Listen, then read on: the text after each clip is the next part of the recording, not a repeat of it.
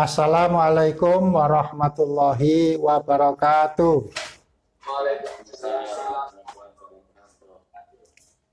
Marilah terlebih dahulu kita buka pertemuan ini dengan sama-sama membaca basmalah. Bismillahirrahmanirrahim. Alhamdulillahirabbil alamin wassalatu wassalamu ala asrofil anbiya'i wal mursalin Sayyidina Muhammadin wa ala alihi wa ashabihi ajmain, amma ba'du. Selanjutnya saya akan menjelaskan mengenai pertimbangan apa saja yang harus dilakukan oleh seorang guru ketika dia hendak memilih metode pembelajaran yang tepat. Karena banyaknya metode itu, maka tidak bisa semuanya diterapkan dalam satu waktu, campur aduk, melainkan dia harus memilih salah satu metode yang tepat. Pertimbangannya ada 5 hal, yaitu yang pertama, tujuan yang hendak dicapai oleh guru tadi. Katakanlah guru PAI di sekolah dasar, dia sedang mengajar bab sholat. Berarti tujuannya adalah bagaimana cara agar peserta didik dapat melaksanakan sholat wajib dengan baik dan benar. Maka kalau mengetahui tujuan mengajarnya seperti itu, metode pembelajaran yang tepat adalah praktek atau demonstrasi. Kalau praktek berarti peserta didiknya itu diajak ke musola ya, atau ke masjid kalau punya masjid. Kalau tidak ada ya misalnya di dekat dari sekolahnya itu ada masjid, diajak praktek sholat di sana. Dan nanti ditunjukkan, diperagakan cara sholat yang baik dan benar. Kalau ada siswa yang keliru dalam melakukan gerakan sholat, langsung dibetulkan. Itu jadi tujuannya menyesuaikan dengan metode atau metode menyesuaikan dengan tujuannya. Contoh yang lain masih banyak, misalnya kalau guru itu mengajarnya bab wudhu, nah berarti wudhu itu kan perlu praktek, tidak cuma ceramah diberitahu tata cara wudhu yang baik dan benar dengan membaca buku, tidak cukup kan, pasti perlu diperagakan. Maka peragaan itu adalah metode yang tepat bagi guru yang mau mengajar wudhu bagi anak SD tadi. Begitu pula misalnya kalau membaca Al-Quran ya, misalnya di TPA, itu metode yang tepat adalah reading aloud atau membaca dengan keras. Nah, kalau temanya itu kiroah, membaca, tapi dalam hati, ya tentu tidak bisa diketahui mana yang benar bacaannya, mana yang salah. Pastilah metode yang diterapkan itu menyesuaikan tujuannya, supaya peserta didik dapat membaca Al-Quran dengan fasih, sesuai dengan tajwid.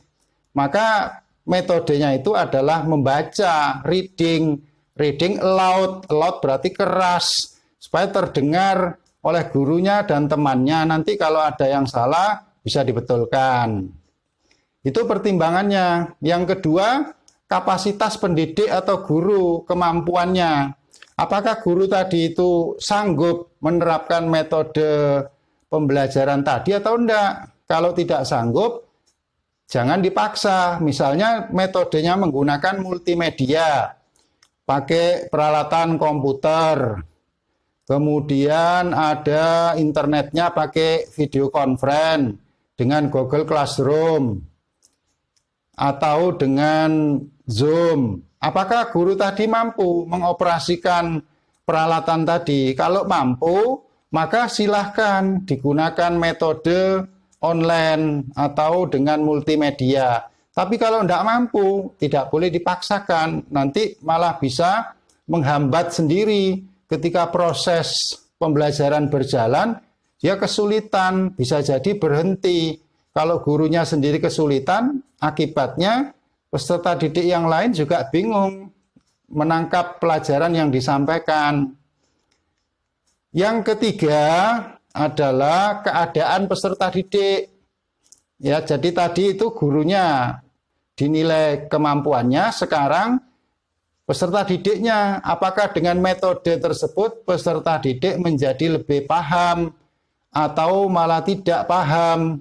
Misalnya kalau guru membuat metode karya wisata, study tour, berarti kunjungan ke lokasi, katakanlah untuk tempat-tempat bersejarah, dan para tokoh, para ulama seperti ziarah Wali Songo. Dengan cara seperti ini, apakah peserta didiknya itu bisa menerima metode apa tadi itu study tour itu? Jangan-jangan nanti yang terjadi turnya saja, studinya hilang karena anak-anak bepergian bersama-sama lebih menikmati perjalanan hiburannya daripada studinya. Apalagi kalau study tour itu memerlukan biaya, ongkos perjalanan. Jadi belum tentu semua metode tepat untuk diterapkan. Dipilih yang sesuai dengan kemampuan peserta didik. Yang keempat, sarana pembelajaran yang tersedia. Apakah sekolah itu memiliki perangkat atau fasilitas yang mendukung bagi terlaksananya metode pembelajaran tadi? Kalau punya, silakan. Misalnya guru mengajarkan fisika. Apakah sekolahnya itu punya laboratorium atau tidak? Kalau punya laboratorium, berarti pelajaran fisikanya bisa melalui eksperimen. Misalnya lagi guru bahasa Arab mengajarkan tentang tata bahasa dan praktek langsung, muhawaroh atau percakapan. Apakah sekolahnya punya alat bantu seperti kaset, perekam, recorder, dan punya laboratorium bahasa? Kalau punya, berarti metode hiwar atau metode percakapan secara langsung dengan mikrofon, dengan speaker itu bisa dilakukan. Tapi kalau tidak ada fasilitasnya, maka tidak mendukung percakapan tadi itu menjadi optimal. Paling-paling percakapan di dalam kelas tanpa alat bantu. Maka sarana di sini sangat penting. Dan pihak sekolah diharapkan dapat melengkapi sarana pembelajaran tadi secara bertahap agar bisa menjadikan pembelajaran itu sukses, optimal, dapat dibantu. Pertimbangan yang kelima atau terakhir, bagi seorang guru yang hendak mengajar memilih metodenya adalah muatan bahan atau materi pembelajaran.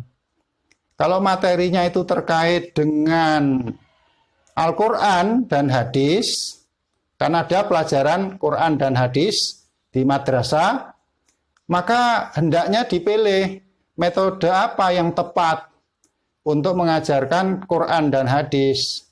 Bila mana terkait dengan bacaan, maka bisa menggunakan metode qiraah. Peserta didik disuruh membaca dan guru serta peserta yang lain mendengarkan. Tapi kalau terkait dengan akhlak, maka metode yang tepat bukan membaca. Bisa jadi untuk menanamkan nilai akhlak, metode yang tepat adalah dengan cerita. Metode cerita sangat efektif. Misalnya tokoh-tokoh terdahulu, para nabi dan rasul, para ulama, para pejuang di Indonesia terhadap kemerdekaan, itu bisa diambil sebagai metode cerita atau kisah. Nah, di mana setelah kisah para tokoh, orang-orang yang hebat tadi itu disampaikan, diharapkan peserta didik memiliki cita-cita, keinginan untuk meniru tokoh-tokoh yang aktual ya, yang memang terjadi betul dalam sejarah, bukan cerita tokoh-tokoh yang fiktif. Misalnya guru mengajarkan akhlak kedisiplinan, tetapi dia menggunakan metode cerita tokoh-tokoh yang fiktif seperti superhero itu ya. Wah, itu gagah, perkasa, kuat, super, punya kesaktian, kekuatan di luar nalar manusia, tapi itu hayalan saja. Maka tidak perlu menyampaikan tokoh seperti itu. Ya, padahal anak-anak lebih senang dengan tokoh superhero ya. Kalau mereka menonton TV, film itu mengidolakan mereka itu sebagai tokoh panutan. Untuk pendidikan Islam ini tidak baik, karena tokoh kita itu adalah tokoh yang sudah memberi teladan bagi perbuatan baik seperti para nabi dan rasul. Maka itulah yang bisa kita gunakan untuk metode cerita. Anak-anak pasti senang dengan cerita ya. Dari buku bacaannya maupun dari tayangan yang dia tonton itu memiliki minat yang besar terhadap cerita tokoh-tokoh terdahulu yang sukses. Jadi materinya itu memiliki kesesuaian dengan metode yang dipilih. Perlu saya ingatkan bahwa pertimbangan menggunakan berbagai metode pendidikan dan pembelajaran itu tidak sempurna. Tidak ada satupun metode yang paling baik. Mumpung belum ditanya ya, nanti kalau tanya, Pak, metode mana yang paling baik? Tidak ada. Semua metode pembelajaran itu ada kelebihannya, ada kekurangannya. Tidak ada yang sempurna. Nah, bagi guru itu menerapkan metode pembelajaran bersifat alternatif atau bervariasi. Tidak satu metode itu terus-menerus selama setahun penuh dia mengajar, metodenya ceramah terus, diskusi terus. Lama-lama kelebihan dari metode yang dia gunakan itu menjadi kelemahan. Kelemahannya apa? Jenuh, bosan, ya. Guru membuat metode diskusi terus atau ceramah terus, lama-lama peserta didiknya bosan. Maka perlu ada variasi. Untuk pertemuan yang pertama menggunakan ceramah, kedua diskusi, sekali-kali praktek di tempat ibadah ya, di musola atau masjid untuk ibadah. Sekali-kali nanti membaca dengan keras atau kunjungan, cerita dan sebagainya. Dan dalam Islam itu banyak pilihan metodenya, nanti bisa dipelajari. Itulah beberapa pertimbangan yang bermanfaat, terutama kalau Anda nanti berkecimpung dalam praktek mengajar di dalam kelas. Jangan lupa mempertimbangkan hal ini agar metodenya itu efektif, karena metode itu lebih penting daripada materi.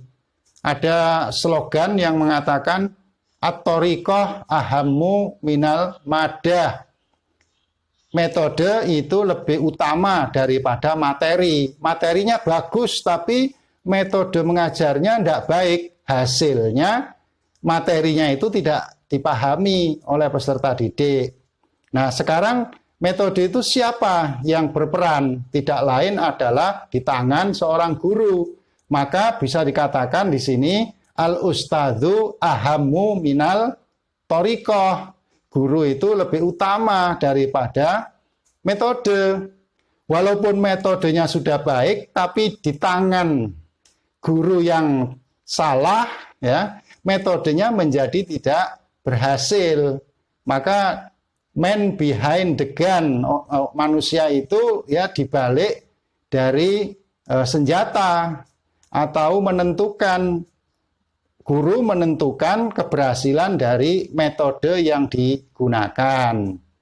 Maka di sini metode itu tergantung kepada gurunya. wawasan guru tadi terhadap pembelajaran harus luas, tidak sempit. Nanti jangan-jangan ada siswa yang bertanya, kemudian gurunya marah-marah karena tidak bisa menjawab. Nah, itu berarti gurunya kurang menguasai materi dan tidak mampu menerapkan metode pembelajaran dengan baik dan benar. Saya kira cukup untuk tambahan saya. Jadi silakan nanti rangkum sendiri materi ini.